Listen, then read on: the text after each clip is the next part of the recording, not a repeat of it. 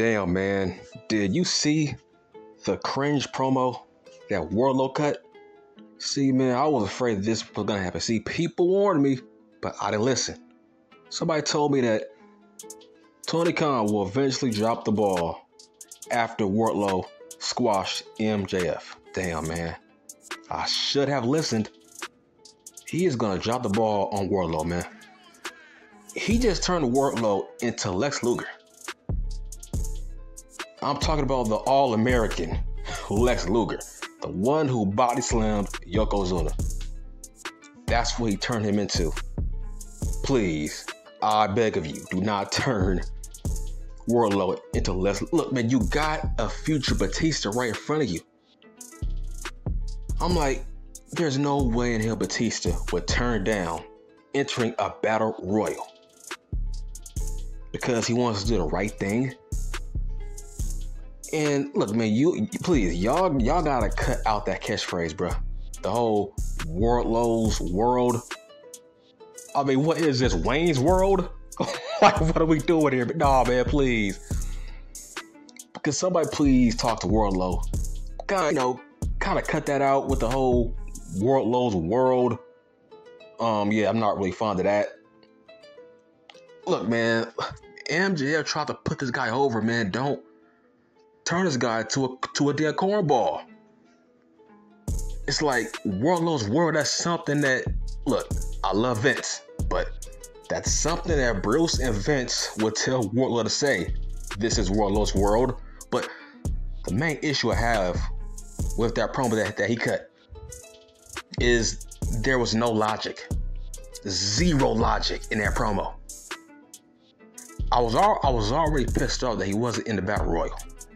But just too many logic gaps on what he said. That's why he got booed after he explained his explanation on not being in that Battle Royal. That's why he got booed. Here's why he got booed. Because we all want him to be in the Battle Royal. Then he gave this written statement that basically Tony Khan told him to say. He said that he wants to face CM Punk when he comes back as an AEW World Champion, right? He basically said he wants to face a healthy CM Punk. He basically says that him being a interim champion doesn't mean anything. He wants to pin CM Punk the right way. He wants to pin him, which is, dog, there's no logic. Because, hold on, you're saying you want to be in fair and square for the title, right? Right? Okay. Well, by that logic, why wouldn't you want to be in a Battle Royal? See, if you was in a Battle Royal, you would have won. You would have beat Moxley. You would have been the champion going into Forbidden Door. You would have won. You would have beat the guy from New Japan. You would have been a champion, right? Okay. Months from now, CM Punk comes back. Right? He comes back as the real champion. But you are the interim champions, which means you guys gotta face each other anyway to decide who's the real champion. You see, that promo had no logic. Bruh, you're gonna have to face him sooner rather than later anyway, when he comes back. So why not put a world championship on your resume? It don't matter. Look, we can't take that away from you. You won that title fair and square. It's on your resume. You can't control the fact that CM Punk got injured. Okay, that's on him. But from right now, you would have been a world champion until he comes back. Then you guys would have fought to see who is the unified champion, who is the undisputed champion. Common sense. So you would have to beat him anyway to decide who's the real champion. Why couldn't you prove that to CM Punk that look here, CM Punk, I'm the real champion, not you. Okay, prove it then. Beat him. Show CM Punk that he was never meant to be a world champion by beating him to decide who's the real champion. So what are you talking about? You want to beat him fair and square? Bro, you would have beat him fair and square if once he comes back any damn way to decide who's the world champion. It's called unifying the world titles. You see what I'm saying? That's why people in the audience was like, they were booing and they were quiet because what he said made no sense. It had no logic. Bruh, if you were to be the interim champion, you're going to have to face him anyway down the line to say who's the real champion. See? Wardlow made himself look like an idiot. I'm not saying he buried himself, but he made himself look pretty damn stupid. Because, okay, that's very disrespectful to the guys that was in that battle royal. You are saying that you are tons and leaps and bounds too good to be in the battle royal with the rest of the guys, right? You're saying that you are too good to be in the battle royal, right? To me, that's kind of disrespectful. That's very condescending. So you feel like the interim world title is beneath you. So you are burying the guys in that battle royal. And you are burying yourself because you feel like it's better to become the TNT champion over the interim AEW world champion. You see how stupid that sounds? By that notion, what if he was in a WWE and it was the same situation?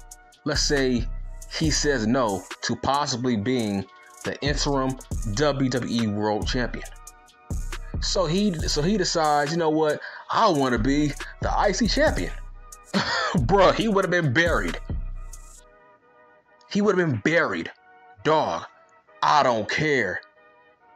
I don't care how I win the world title. I want to win the world title. Stone Cold Steve Austin said, if you are not in this business to win world championships, then why are you in a goddamn business?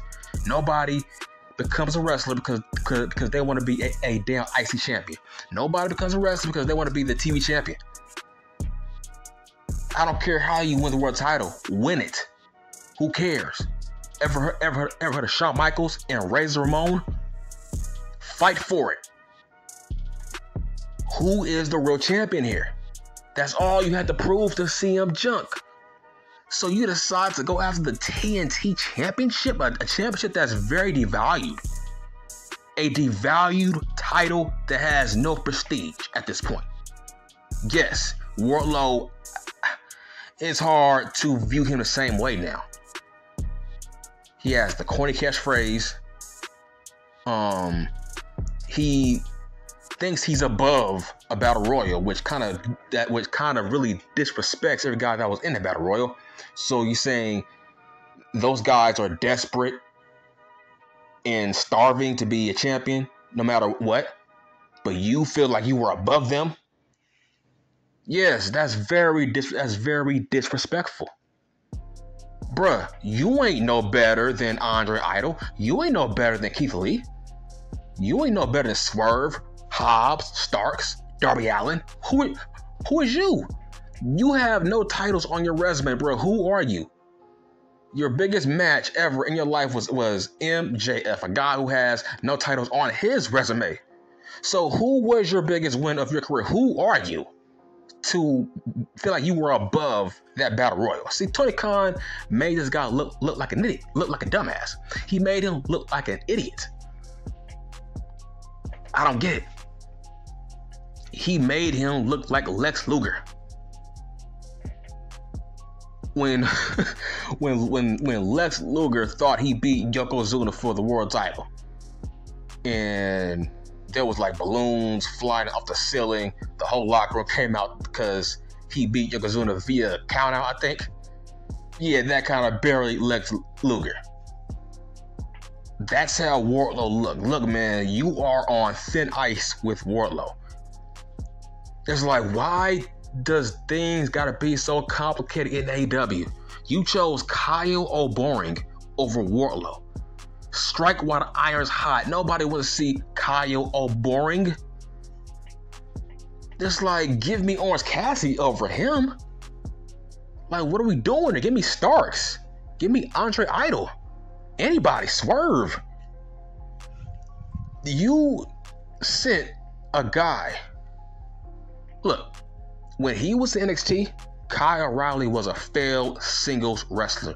Do you remember how cringe he was once the UE broke up? He failed as a singles guy. He failed. Hence why they did not want to re-sign him.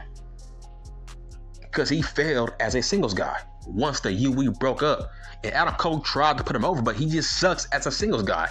He's the guy that won a Battle Royal. Like, it's astonishing. Like, you have a great thing with Wardlow, man. If it ain't broke, don't fix it.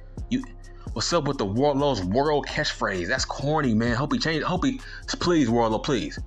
Soon, you need to change that. I don't want to hear that crap again, man. Wardlow's world. This ain't Wayne's World. What is it like? Like, are we watching a sitcom of Friends? Wardlow's world. What the hell is this? It's like he gave me Lex Luger vibes. I'm talking about the all-American Lex Luger vibes. The one that was kind of forced on us. That was very, very forced as a push, kind of Lex Luger. Yeah, that Luger. That's how he looked tonight, man. I did not like what I saw. But once Kyle O'Reilly won, bruh, I turned off the TV. I said, no, what, man, I'm done. Let me turn to basketball. Because Kyle ain't no damn draw. How is he gonna draw me in? I don't care about the main event. Kyle O'Bourne versus Dean Ambrose. Are you sick? You think I'm gonna watch that over the NBA Finals? You are a sicko. That's why I said Tony Khan is the worst booker of all time. What makes you think we are gonna choose Kyle O'Bourne versus Dean Ambrose over the NBA Finals? Now, if it was Wardlow and Dean Ambrose, you best believe I would have watched that. You best believe I would have watched that crap. Because Wardlow would have drew my attention. Not Kyle O'Bourne. Hell, Keith Lee would have drew my attention. That would have been intriguing. Like, hold on. Maybe Keith could win this. But Kyle versus Dean Ambrose, like, who thought he was going to win? And that was your main event. Talk about tone deaf. Talk about, that's like tone deaf on 1000. But please, man, Wardlow, he's very close, man. He's borderline, man. He's borderline. Like, you gotta be wary of him right now, man. If it ain't broke, don't fix it. He should have no corny ass catchphrase. And he shouldn't be Lex Luger cosplay. He wants to do the right thing. He wants to face a healthy CM Punk when he comes back. Bruh, you could do that as the AW interim champion, you moron. You see what I'm saying? See, nobody gives you this kind of logic. People were saying, oh, that's good. Wardlow is going to challenge for the TNT Championship. No, that's stupid. So that title was better than being the interim AW World Champion? Bruh, like, it's stupid. It makes no sense. If this was Eric Bischoff, he would have strike while the iron's hot with Bill Goldberg, which he did. He strike while the iron's hot with Lex Luger when he beat Hogan. Vince Russo strike while the iron's hot when he made Booker T the world champion. It's called strike while the iron's hot because we don't know where Wardlow is going to be at 5 months from now. We don't know. We don't know. He might be a damn mid-card guy 5 months from now. You don't know. Strike while iron's hot. Why did MJF put him over like that? I'm done.